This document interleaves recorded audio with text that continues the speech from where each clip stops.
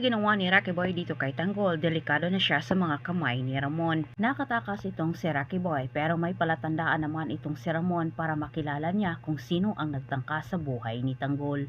Matapos nakatakas itong si Rocky Boy at hindi rin nagpapakita sa kanila Ramon itong si Steve Bernard. Iniisip ni Ramon na posibleng si Bernard umano ang nasa likod ng maskara kahit inutusan niya itong sila Inting na hanapin umano itong si Bernard.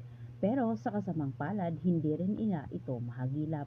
Ipinapaalam ni Inting dito kay Ponggay ang nangyari kay Tanggol, kaya't si Ponggay ay nanggagalaiti naman sa galit kay Rigor at lalo na sa mga gerero. Sinabi ni Ponggay sa kanyang kaibigan kailangan umano nilang makompletong ebidensya kanilang hawak ngayon para magtuturo na dinaya nga si Tanggol ng mga gerero.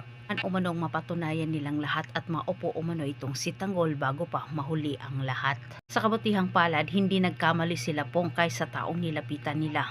Nilaglag itong si Roberto sa taon niya. Gawa ng hindi ito nagbayad ng husto. Ng kamera, iniisa-isa nitong inilabas ang mga baho ni Roberto at inamin din nito na siya umano ang inutusan ni Roberto sa lahat ng may gagawin itong kababalaghan. Nagkamalay na itong si Tanggol at sinabi niya kala Inting lalo na sa kanyang ama. Itinuro niya itong si Santino na tumira umano sa kanya ang siyang dahilan kaya siya ay nag-agaw buhay. Galit na galit itong si Tanggol kay Santino at hindi na kapatid ang turing nito sa kanya. Ilang beses na umano siyang pinagtangkaan ni Santino kahit sa oras na siya umano ay maupo, may kalalagyan umano itong si Santino sa kulungan.